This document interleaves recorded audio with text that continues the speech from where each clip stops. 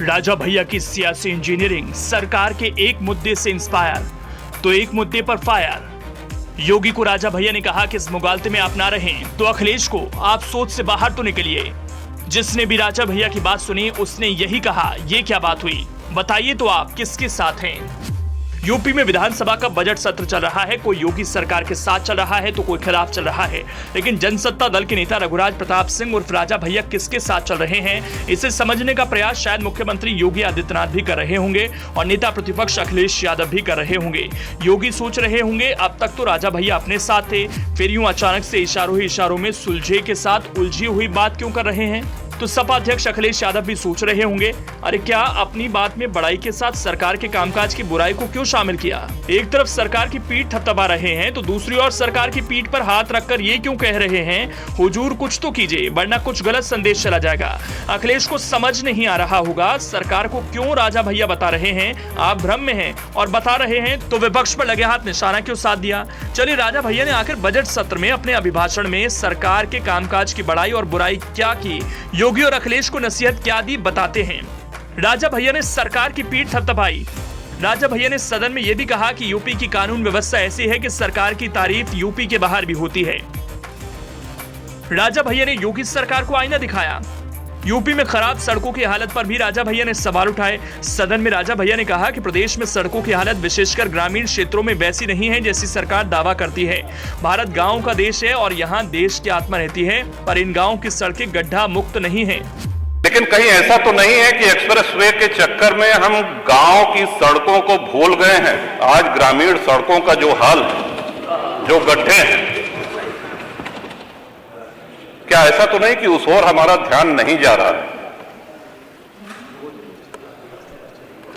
सड़कें गड्ढा मुक्त नहीं है श्रीमन, और उसका एक कारण कि जिस क्षमता पे ग्रामीण सड़कें बनाई जाती हैं, कभी हुआ करता था कि ट्रक जो है उसमें 6 चक्के हुआ करते थे। ग्रामीण सड़कों की भार वहन क्षमता 9 टन से अधिक नहीं होती है। आज 52 टन के ट्रक 20 चक्के 22 चक्के उस पे चल रहे हैं और भार वहन क्षमता उसकी 9 टन पर स्क्वायर इंच PSI है। तो सड़कें तो टूटेंगी, आप कब तक गड्ढे भरवाते रहेंगे। ये हम सभी के क्षेत्रों से जुड़ी हुई समस्या है श्रीमन। तो या तो ऐसे 10-20 चक्के वाले जो ट्रक है, जो 15-20 चक्के वाले ट्रक हैं, इनको वर्जित कर दिया जाए। एक अधिकतम उसकी भार वहन सीमा निर्धारित कर दी जाए कि इससे अधिक भारी ट्रक ग्रामीण सड़कों पर नहीं चलेंगे, और या तो फिर ग्रामीण सड़कें उस मानक के अनुसार बनाई जाएं कि ट्रक गुजर जाने के बाद अगर साइकिल और मोटरसाइकिल से या सामान्य यात्री उस सड़क पे चल रहा है तो उसको भी गड्ढा मुक्त सड़क का अनुभव हो, आनंद मिले। योगी अखिलेश को राजा भैया की खरी खरी। राज्यपाल के अभिभाषण पर चर्चा के दौरान जनसत्ता दल के नेता रघुराज प्रताप सिंह ने अपना पक्ष रखा।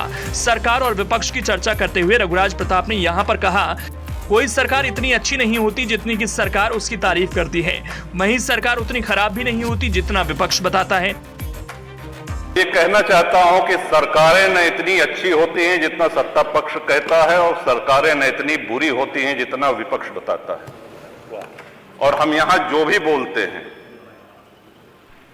वो हमारे भाग्य विधाता जनता जनार्दन वो बाहर सुनती है, उसका आकलन करती है। हम यहां कितनी भी लच्छेदार भाषा में पक्ष या विपक्ष में कुछ भी कह लें, जाना हमको वही है, वही है, उन्हीं के पास जाना है और फैसला भी उन्हीं का मानना पड़ेगा।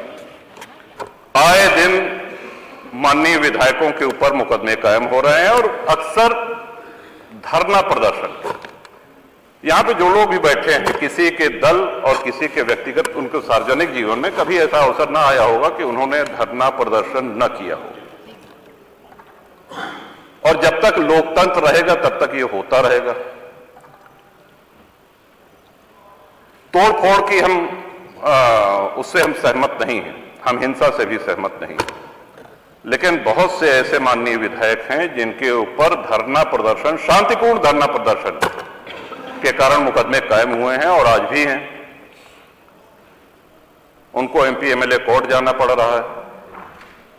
कई बार ऐसा भी हुआ कि धरना प्रदर्शन में दूसरे अराजक तत्व आकर के हिंसा फैला देते हैं और झेलना विधायक जी को पड़ता है। एक अलग से अदालत गठित है, वहां जाना पड़ता है, वहां पे उनकी पेशी होती है और पूरा मुकदमा झेलना पड़ता है। तो ये तलवार जो लटकी रहती है माननीय विधायकों के ऊपर कि कब अदालत सजा कर दे। अभी कल भी एक माननीय सदस्य को न्यायालय ने दंड दिया, सौभाग्य से 2 वर्ष से कम अवधि की। तो सभी जनप्रतिनिधियों को प्रतिरोध कौन करेगा, आवाज कौन उठाएगा? अगर धरना प्रदर्शन के इतने गंभीर परिणाम आने लगेंगे तब तो विधायक और सांसद भागने लगेंगे धरना प्रदर्शन से। विधानसभा में राजा भैया ने विधायकों के ऊपर हो रहे मुकदमों का भी मुद्दा उठाया। उन्होंने कहा कि हम सभी जनप्रतिनिधियों को अपने क्षेत्र की जनता की मांगों के लिए कभी कभी धरना प्रदर्शन करना पड़ता है, लेकिन शांतिपूर्वक प्रदर्शनों पर भी विधायकों पर मुकदमा किया जा रहा है। इस मुद्दे पर सरकार को विशेष ध्यान देना चाहिए।